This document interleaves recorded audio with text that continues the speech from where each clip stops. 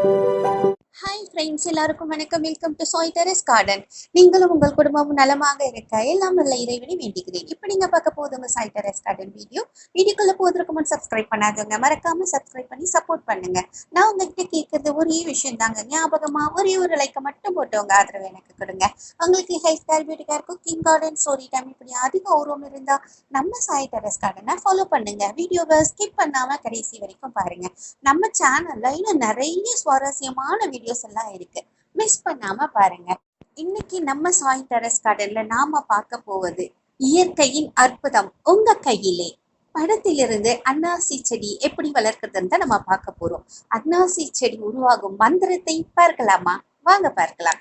Pineapple வந்து என்ன பண்றோம்னா, நான் முழு பைனாப்பிள் வாங்கியிருக்கேங்க. ஸோ அந்த பைனாப்பிள் என்ன பண்ணுவோம் அப்படின்னா, நம்ம அந்த மேல அந்த குடுமி இருக்கு பார்த்தீங்களா, ஸோ அதை வாங்கி நம்ம அப்படியே பழுக்கணும்னு சொல்லிட்டு அந்த பழத்தை வெளியே வச்சுட்டா கூட 10 நாள் ஆனாலும் அந்த குடுமி அப்படியே தான் இருக்கும்.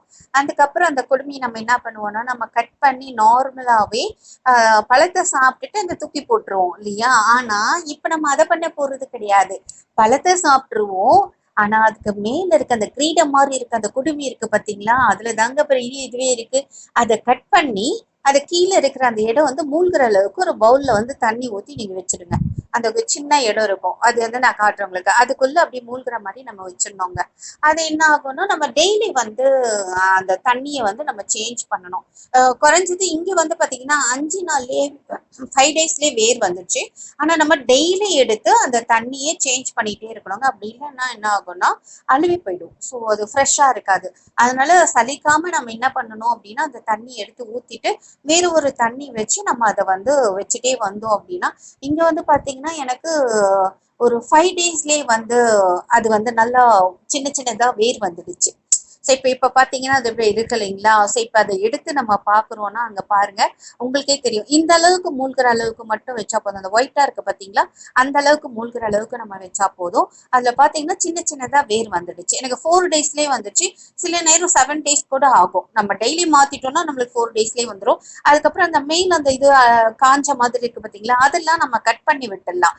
இன்னும் ஒரு 4 நாள் வச்சா கூட இன்னும் கொஞ்சம் பெருசா வரும். ஆனா நான் வந்து சரி போதும் அப்படின்னு சொல்லி எடுத்துட்டேன். இப்ப எடுத்துட்டு மாடியில வச்சிடலாம், செடியில மண்ணு நோண்டி வச்சிடலாம் அப்படின்னு சொல்லிட்டு நான் பிளான் பண்ணிட்டேன். இப்போ அந்த சைட்ல இருக்கிற அந்த காஞ்சதெல்லாம் நம்ம கட் பண்ணிடணும். அதுக்கு தெரியுது இல்லைங்களா உங்களுக்கு, பாருங்க குட்டி குட்டியா ஒயிட்டா இருக்கு பாத்தீங்களா. சோ அதுதான் வேறு. ஓகேங்களா. சோ அதுதான் நம்மளுக்கு தேவை அப்படியோட.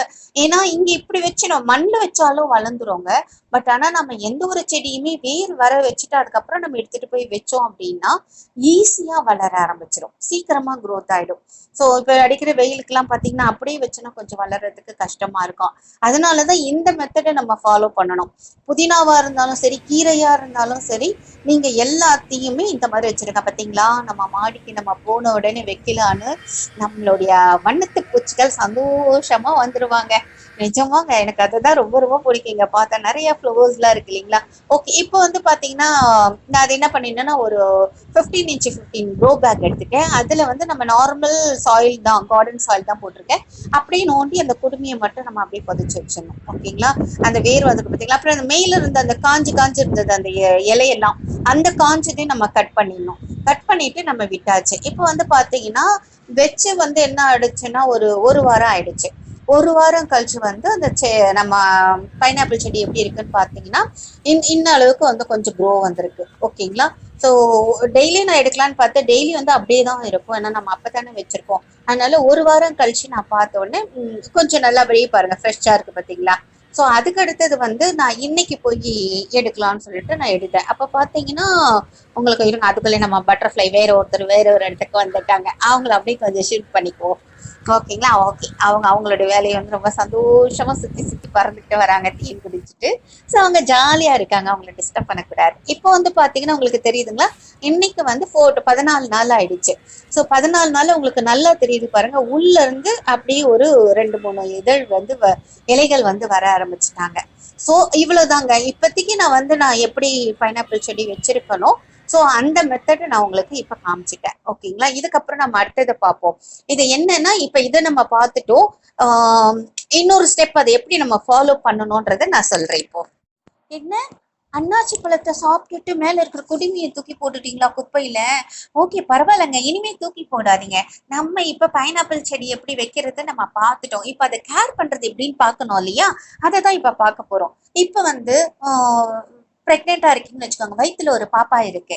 முதல் மாசத்துல இருந்து 10 மாசம் வரை எப்படி பொத்தி பொத்தி கவனமா பார்த்துப்போம் இல்லையா?